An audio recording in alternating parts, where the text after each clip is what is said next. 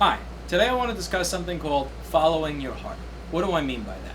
My dad always tells me when I'm in a rough spot in life, when I don't know if a decision I'm going to make, which is a large decision, is the right one, when I'm asking a lot of people for advice and I'm getting a bunch of different answers, that what I should do is follow my heart. And I want to explain how I've interpreted that and used it in my own life to try to become successful. What I believe that means is that you have to listen to what you truly want to do. Because there are millions of people out there who are going to give you advice. There are millions of people who are going to tell you what you're doing wrong, or why you shouldn't change because this is what you're doing right, or how you need to completely get out of what you're doing because it's a terrible idea.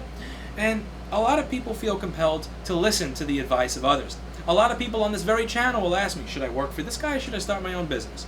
Should I go into this, or should I go into that? And my answer is always the same. You should do this if you like this, and you should do that if you like that. I am not qualified to make this decision for you. The only person who's qualified to make this decision is you. There is only one person in this world who has to live with the misery of having wasted their life.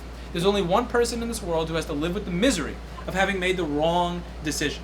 There's only one person who has to deal with looking back on their life and going, man, wouldn't it have been a lot different? Oh, fuck off, I'm closed. If I had done that. And that's you.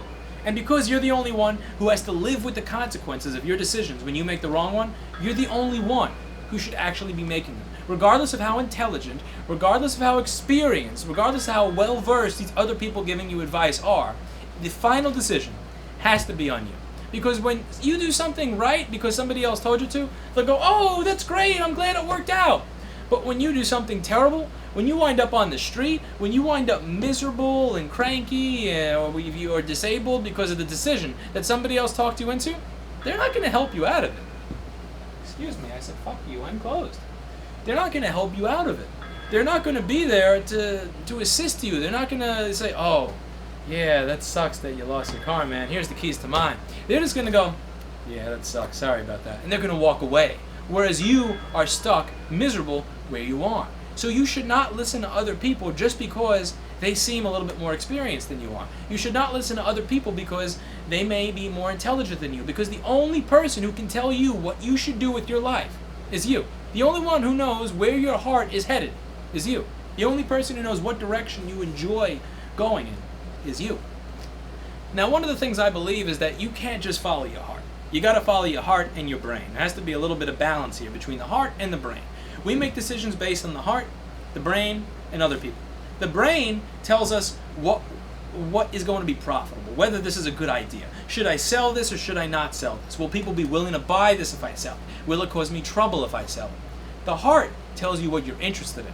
Am I going to wake up every single day smiling that I do this, even if I got to bed at 4 o'clock because I got home from work at 3? Do I truly enjoy this? Do I get a smile on my face? Am I motivated to continue working through heartache and misery and crappy circumstances just so I can do this? That's what the heart says. So those two have to be in tandem with one another in order for you to make a proper decision. And I'm going to give some examples of where my heart and my brain were in the right place, some where only my heart was in the right place, and I'll give you the outcomes. The first one I want to start with is computer repair, since I did include it in the title. What do I mean by is computer repair dead and follow your heart? Well, let me explain. There is a channel on the internet that is led by an intelligent, well-versed, experienced guy whose opinion I respect and whose channel I respect. It's Eli the Computer Guy. And somebody emailed me these links about a year or 2 years ago when I was just new opening the store and saying, like, you look at what this guy thinks of computer repair, don't you think he's right, aren't you being an idiot by, getting further into this?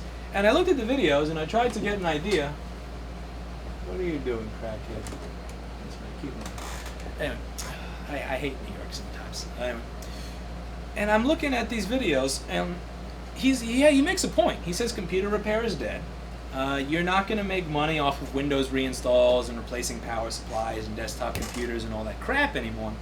And if you believe that the computer repair business, or your computer repair business, is based on reinstalls, tune-ups, virus repairs, fixing desktops, you are very correct. Computer repair is dead. That is a shit business, and that's not the where I am actually trying to make money. Again, if you have a Windows laptop, people, you can buy this for $300. Anybody can reinstall Windows. A 10-year-old can reinstall Windows. If you have a desktop and your power supply dies, You can buy a desktop for like $200 now in a store, in an actual fucking store, like $275, and buy a great desktop that does everything you need. You don't need to pay me to do it. So if that's your idea of computer repair, it is very dead. And I went through his channel a little more, and I got to one part of a video where it says, we referred all the Mac work somewhere else. And don't quote me on where. It was something like, we didn't work on Mac, so we gave it to them, and they sent us PC business. And I looked, and this channel is very much about making money, how to make money in the real world, and that's what he's in it for. Again, I'm not insulting him for it. That's a good thing. You should want to make money. Making money means you're good at what you do. But your goal is to make money, and you're going to make money by turning away people with the most expensive machines. Like cheap fucks like me with $500 and $600 Lenovo's, that you'll take. But the people with the $2,700 Retina, you're not? Wow. Why again? No, and I'm just thinking to myself in the back of my head, you're giving me advice on why this doesn't make money, but you're avoiding the things that make money. Like there are studies out there that say people who buy Apple products on average spend more money for the same thing. Not just within the computer and the portable device realm, but I mean over their entire life, over all of their purchasing. People who like and use Apple products exclusively, on average, are willing to spend more money as a consumer than people who buy PCs. And you're tossing these people out the door. And my first thought is, okay, see that's why this is not making money for you. And again, the same thing with the difficulty of the repairs. It was also mentioned we didn't do DC power jacks. This is a great way to, in 25 minutes, convert $2 into $150.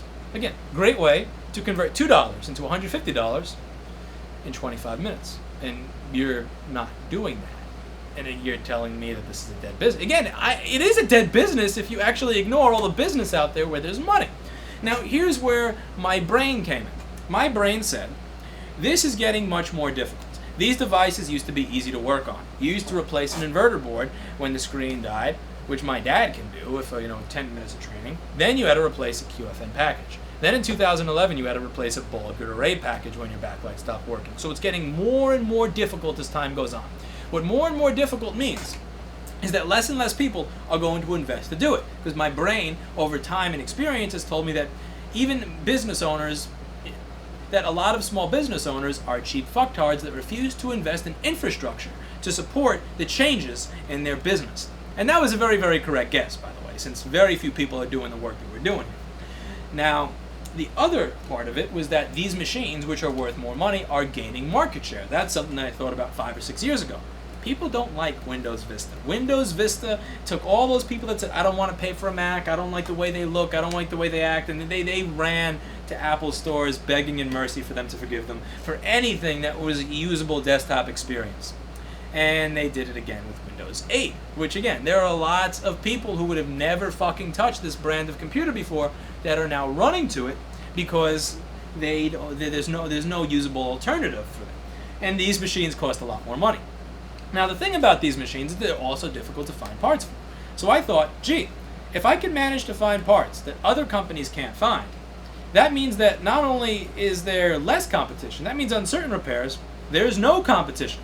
One great example of this was when the MacBook Air screen first came out. I was the only place for like 3 to 6 months, seriously 3 to 6 months, that had 13-inch MacBook Air screens in stock in the city. And I did take advantage of that. We were charging $3 to $325 to fix these machines. No, people had no place else to go. I had a stack of like 5 of 10 of these every other day that needed new screens. And again, this was good money. I was listening to my brain, but I also listened to my heart. My heart says that I enjoy tasks where I'm productive where somebody else was not. I enjoy helping people when those people would not be helped out by anybody else. Whether it's with audio gear, whether it's in my personal life, or whether it's in business and computer repair, I like helping people when other people would not have been able to help that same person. So my brain and my heart were working in tandem. And in a business that everybody says is failing, it's going downhill, that's going to shit, where computer repair shops in my very own neighborhood are failing and losing money and closing, I'm making 5 to 10% more each month than I was last month. Each month is going up by about 3 to 10%, depending on the month, since I opened this place. And again, I'm taking the staff to Disney World on December 5th, for about half a week. We're staying at the Port Orleans Hotel, we're going on rides, and I'm flying to Vegas next week for CTIA and staying in the Bellagio Hotel, and I'm going to be getting, again, life is good. And I don't feel one bit bad about it because I made the right decision. I made the decision based on my heart and my brain. I worked my ass off, and I got somewhere in an industry that, again, somebody else who is experienced, who is intelligent, and who is well versed in IT said failed. Now he's not an idiot. I'm not just lucky. I just happened to find a niche that worked for me, and I followed it. And the same has to be true for you. Now let's talk a little bit about when you follow only one at the expense of the other. Let's talk about Rossman Supply. I don't really like talking about Rossman Supply very much because it wasn't the best of experiences. I thought to myself, in my brain, wouldn't I make more money if I sold parts in addition to services? And also, wouldn't other companies want to buy from a technician instead of buying from all these companies or people who don't speak English, put crap up at the cheapest price and tell you to go fuck yourself when it doesn't work, which is what many were used to. It's hard to find this stuff. As I said, it's hard to find a lot of these parts. It's hard to find these trackpads where they always work. It's hard to find the keyboard for this machine where it's not used and pulled out of a nasty, dirty laptop. It's almost impossible to find the screen at anything resembling a good price. And what I wanted to do in my heart was help you guys. I enjoy helping people where they are not helped by others. I wanted to help the people who are like the people who are fans of this channel. I wanted to help the people that I had met in this business that I like talking to. And what my brain told me a decent way through when I decided to look at QuickBooks is that this doesn't work. It's that people really do only value cheapest price for the most part, that you are competing with companies that have fuck tons more money than you, and that this money that you're putting into this business could make you back 10 to 20 times more with your other business than in this. So imagine if you stopped tying it up in this horse crap. And I decided to close it. Now again, I'm not one of those people who's going to say, none of you should do this because it didn't work for me. Because I only offered services to PCs and didn't do the ones that actually made money, you shouldn't open a computer repair shop. I'm not going to say something like that. I'm not going to say you shouldn't sell parts just because my method of selling the best quality parts at the lowest prices and offering top tier service at these low prices, where I would spend 15 minutes on the phone with somebody explaining how to replace a backlight fuse when they're paying me, $2 over the cost of the part. I'm not doing that. I'm not going to say that model, that just because it didn't work for me, that doesn't work for you. If it works for you, great. But it didn't work for me.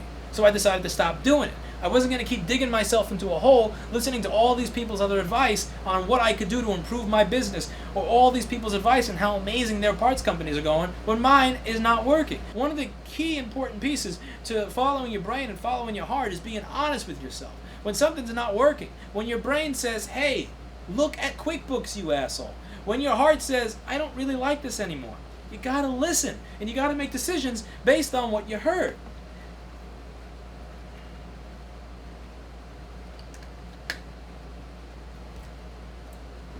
I followed my heart a lot even before the whole laptop thing. When I was around 17 or 18 years old, started working at Avatar Studios as an intern, unpaid intern, 40 to 60 hours a week for $0 for several months, for the opportunity, not the guarantee, but the opportunity to be selected for a full-time minimum wage job as a junior technician. And a lot of people said, you're nuts. My dad would look at me getting home at 1 and 2 at 4 in the morning when the X1 bus was late, and would just say, and would just think to himself, and wonder to me, well, what are you doing? Why are you doing this to yourself? But my brain and my heart were working in tandem. My brain said, I want to learn how to do this because there are a few people that know how to do this, and I think I can make money at it if I get really good.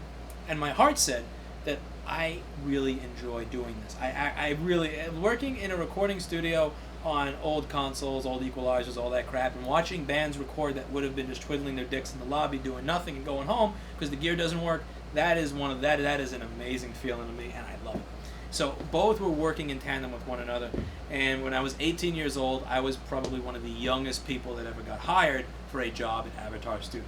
I mean, there are people here that are 25 and 26 and 27 that are starting their internships, and here I am, 18 years old, getting paychecks with my name on it that said Avatar Studios, and it was an amazing experience, and it was well worth it. The tech mentors that I had there, like Ricky Began, Gretchen Mathwich, Phil Lipscomb, Roy Hendrickson, these people taught me more in the couple of months a year that I spent there. They taught me more in those couple of months to a year that I spent there than most people will learn in real job training in real colleges over the course of their lifetime. These people had such a profound impact on my philosophy when it comes to how to approach a problem, when it comes to how to approach people, when the gear is beating you, when the people are complaining because the gear is beating you, and when it's 2 or 4 in the morning and you just want to get the fuck out of there and go home, that you still have to do a proper job. How to keep the mentality so that you're always doing a proper job. All of this was imbued in me at a very, very young age by those people, and I am very grateful for it. That was why I worked there. But after about 6 months to a year, I started to realize, you know, while a lot of these people are very fucking talented compared to me and very, very smart, some of them, they don't seem like they're very 100% happy. And I don't want to be at a point where I've worked someplace for 5 or 10 or 15 years and I'm still not happy. So I did something else. I followed my heart again. And again, everybody's else's advice. I said, I'm going to quit. And people are just looking at me like I'm an idiot. Like, you spent 3 to 6 months working for free for the opportunity to get a minimum wage job, and now you're leaving. What is wrong with you? And again, I had a reason for it. I wanted to always be around a positive work environment where people are legitimately, honestly happy. They may have their issues, they may have the crap that they go through, but at the end of the day, everybody's smiling. There's no, like, you walk into a room and you just kind of feel the tension around. I don't want to work in that environment. And the decisions that I made led to me starting a business. They led to me going here. They led to me being at a business that is filled with positivity all the time. And I appreciate that, and I enjoy that. And it's because I was okay with following my brain and my heart, and it was also because I was okay with being honest with myself. You need to be honest with yourself. You need to follow your brain, and you need to follow your heart. I'm going to give you advice. You're going to ask me questions, and I'm going to give you advice. But if that advice is not where your heart is destined to go, you need to just toss that advice in the garbage. Again, nobody has to live with your failure like you do.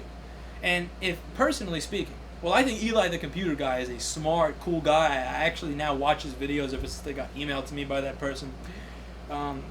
If I were working at some other crappy job right now, or I was unemployed, or pretty much going anywhere but Disney World for a 5-star vacation and going to Las Vegas next week for a 5-star vacation, where I don't have to worry about a thing, just because I followed his advice, I'd be pretty pissed off right now. Just saying.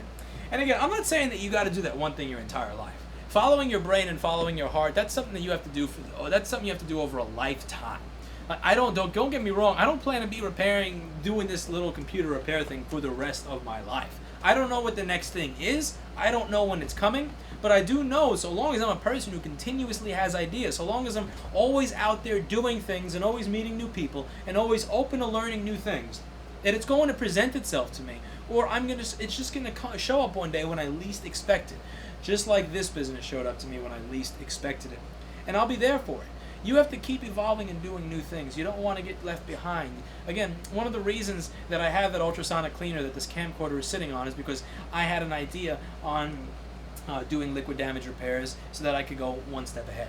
One of the reasons that I got this fucking machine that, very embarrassingly, I have not even at the time get to play with yet, is because I don't want to get left behind by people who are doing BGA rework faster than me because they're not doing the crap by hand.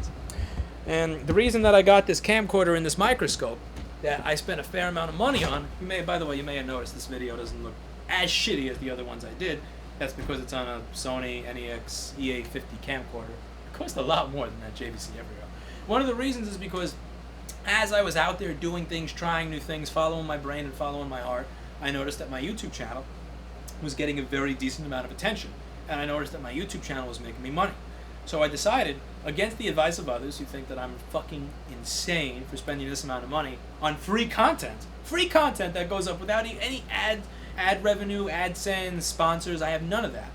And I'm spending money. I bought a microscope that has a 1080p camera, and I bought this camera so that I'll be able to make videos for it. Another great example of that is with this fucking camera. Again, you may have noticed that this video doesn't look like shit like the other videos I've done, or at least not as shitty. That's because it's being done on a fucking $4,000 camera. It's a Sony, let's see, I don't even know the model, and I spent this much money on it. That's embarrassing. Oh, and I don't even know where to find it on the camera. I think it's an NEX EA50. Yeah, NEX EA50. Again, expensive camera, because I want to be able to do the repair videos that I wasn't able to do before. And as I was following my brain and following my heart, I managed to find the next thing. By accident, which is YouTube. We make dumb amounts of money off of people that get referred here from this channel. And again, these videos that I'm going to be producing with this $4,000 camera and this $1,000 microscope setup with the 1080p camera built in, these videos are being put up for free. No AdSense, no ad revenue, no sponsors, no pay per view, no nothing. Because I'm following what makes me money, and I'm always looking to the next thing. And when something works, I think with my brain, this is bringing in revenue. Let's start doing videos that nobody else does to see if I could bring more people to the channel. And I follow my heart. I like helping people where other people are not willing to help them. And this makes sense. As long as you're following your brain and following your heart, you're going to come up with ideas that work for you. And they're going to be ideas that other people, again, they're going to think they're fucking retarded. You spent $5,000 on video equipment, almost $5,000 on video equipment. Well, by the way, I didn't buy this new, according to retail price. I spent a good amount of money on video equipment to produce free content.